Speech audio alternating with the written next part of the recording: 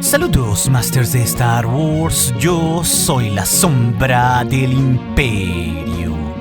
¿Qué? La sombra del Imperio. Hoy, Masters, como cada semana, resolveremos 5 de sus preguntas que me dejaron aquí en YouTube y en el Patreon, siendo la que titula el video sobre cuál era el planeta de origen de los humanos en esa galaxia de Star Wars, la quinta pregunta más importante en este video, en la que tendremos un especial y debo decir muy interesante enfoque. Así que si tú dejaste un comentario aquí en YouTube o en Patreon y no está en este video, recuerda que siempre recibirás una respuesta personal mía a una pregunta si tienes un rango sí de los 4 que tengo en Patreon o aquí en YouTube como un miembro del canal. Y de paso, no solo nos ayudarás con tu donación, Master, sino que recibirás emojis personalizados y nos apoyarás a concretar todos los números del Comic Fan Story de la Sombra del Imperio al servicio de Vader que está en proceso, el cual se publicará gratuitamente en este canal. El enlace, como siempre, estará en la descripción del video. Es aquí que nuestra primera pregunta del día, desde aquí de YouTube, el Master Sebastián Hurtado nos cuestiona cuántas legiones de clones existieron en la galaxia durante la guerra. Y debemos saber que existían muchas maneras de dividir el gran ejército de la República y sus más de 6.2 millones de clones al mando de los Jedi.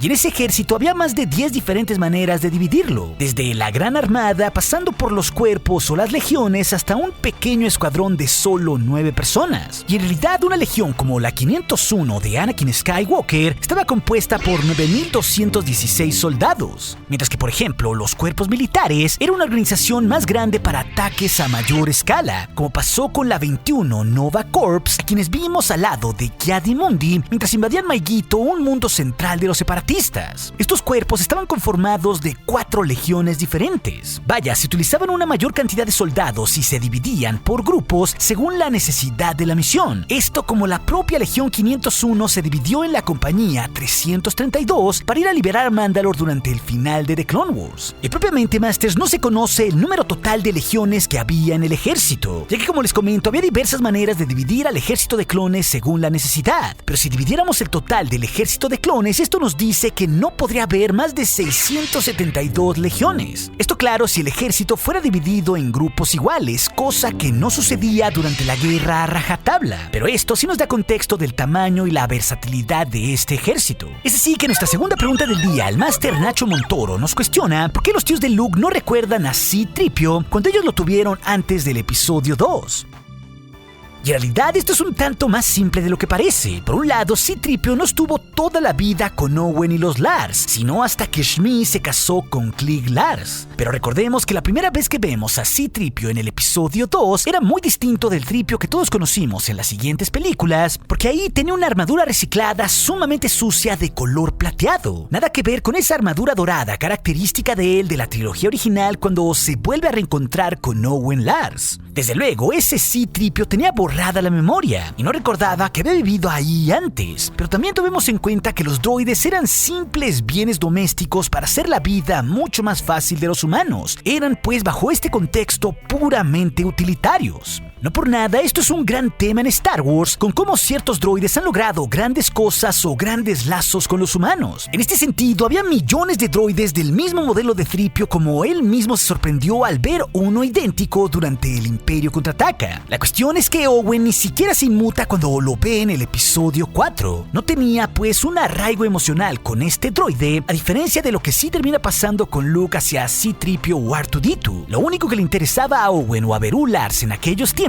era un droide que sirviera como traductor en diversas tareas de la granja. Para él, Beru pudo haber sido como cualquier otro droide, uno similar al Tripio anterior que tuvieron, uno que técnicamente era de Shmi. Y aún así, aunque hayan llegado a pensar que ese droide era similar al viejo Tripio, nunca lo sabrían porque no habría manera de corroborarlo con la memoria del droide. Es así que en esta tercera pregunta del día, el Master Tomás Lozada nos cuestiona por qué Rey escucha al fantasma viejo y al joven de Obi-Wan Kenobi durante el episodio 9. ¿Acaso había 2 fantasmas del mismo Jedi? Por un lado, Masters, hay que entender que lo que sucede en el ascenso de Skywalker con la voz del fantasma de la fuerza de Obi-Wan es, claro, un tributo a sus 2 actores que lo interpretaron, tanto Alec Guinness como Ewan McGregor. Pero esto es idéntico a cómo en la visión de Rey del episodio 7 se mezclaron las voces de los 2 para que se oyera el fantasma de Kenobi. La cuestión es que no hay 2 fantasmas ni nada por el estilo, sino que Kenobi, al estar unido a la fuerza y al convertirse en un ser trascendido, el tiempo técnicamente no no importa. Esto incluso nos lo dice el propio Qui-Gon Jinn en la novela desde un cierto punto de vista, donde nos da una aproximación de cómo los fantasmas perciben el tiempo de forma muy distinta a como lo hacen los vivos. Incluso él mismo conocía el futuro. Ser un fantasma es simplemente otro plano espiritual que no entienden las personas vivas. Por eso pues pasa todo esto sobre Kenobi, y desde cierta manera esto hace más sentido aún para haber visto en la saga esa versión joven del fantasma de la fuerza de Anakin Skywalker, muy a pesar de que sabemos que murió pasando sus 40 años. Ok, entrando en nuestra cuarta pregunta del día, el Master X1 nos cuestiona a qué se deben las marcas en la cara de Ahsoka Tano. Y esto es un tema bastante sencillo, Masters. Las marcas de los Togruta, la especie a la que pertenece Ahsoka Tano, es propia de estos alienígenas. Y sus colores de piel pueden variar desde el azul, el rojo o el verde. Pero muchos de ellos tienen pigmentaciones blancas en sus caras con diferentes patrones que varían de un individuo a otro. Inclusive muchos tienen ese rasgo a lo largo de todo su cuerpo. Aunque cabe señalar que no todos los Togrutas tienen forzosamente esas distintivas marcas en su cara. Inclusive el sitio oficial de Star Wars nos señala que las marcas en la cara de un Togruta pueden variar ligeramente con el paso de los años. Y esto lo desarrollaron los Togrutas en su evolución como un tipo de camuflaje con las selvas de su mundo de Shili. Le servía pues para mezclarse con su entorno, pero con el tiempo también se volvió algo bastante distintivo de su especie, como también lo fue su arquitectura simulando a cómo se ven los Togruta. Claro, los patrones de la cara de Ahsoka son tan característicos que sus clones lo usarían en sus armaduras en el asedio a Mandalore como un símbolo de lealtad, aunque también ella misma lo usaría como un medio en la inteligencia rebelde para comunicarse con el alias de Fulcrum, algo que lo hizo más característico aún durante los años de la Guerra Civil.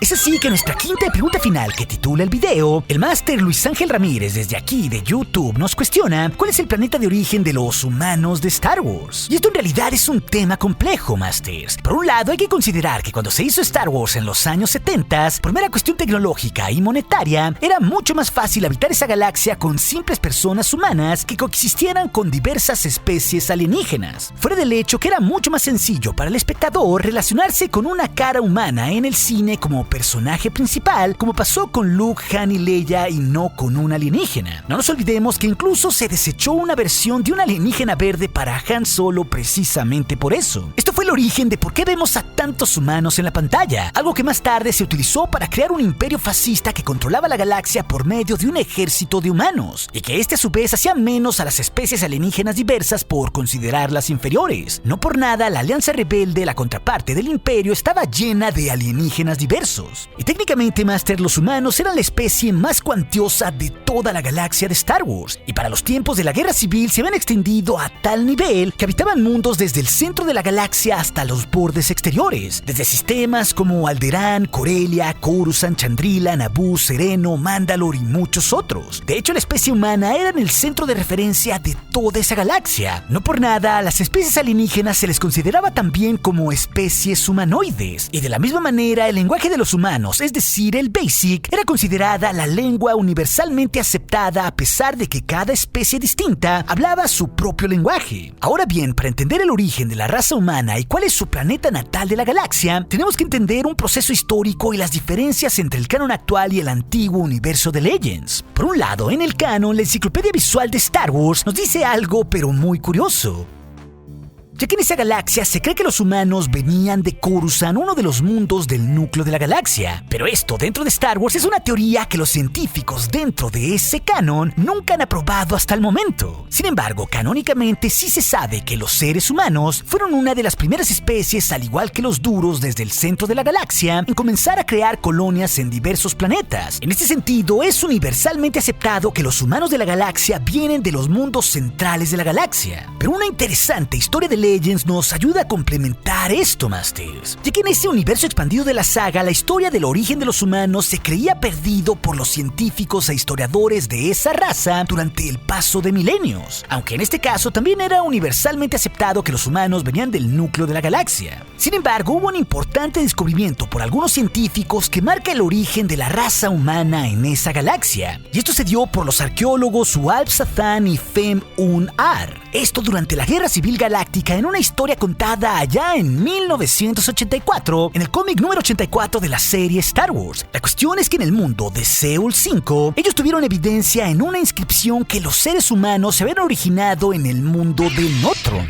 Este era el nombre que en antaño se usó para el planeta Coruscant, parecido a como en la historia galáctica se cambió el nombre del mundo Sith de Korriban a Moraband. Y en realidad en el antiguo mundo de Notron existía una raza conocida como el pueblo Cell, que eran los nativos de Coruscant y que se consideran los ancestros de lo que se conoce en los tiempos modernos como la raza humana. Los Cell estaban divididos en 13 naciones, y se sabe que más de 200.000 años antes de la batalla de Yavin, ese planeta tenía 2 especies, los Cell que hoy conocemos como humanos, y su especie hermana humanoide de piel gris conocida como los Taung. Y se supone que en los tiempos antiguos, los humanos Cell y los Taung libraron una gran batalla por el planeta, donde ahí los humanos terminaron por expulsar del planeta a los Taung. Aunque lo curioso de esto es que los Taung más tarde se moverían al borde exterior, permaneciendo durante milenios ahí, hasta que surgió Mandalore el primero, un Taung.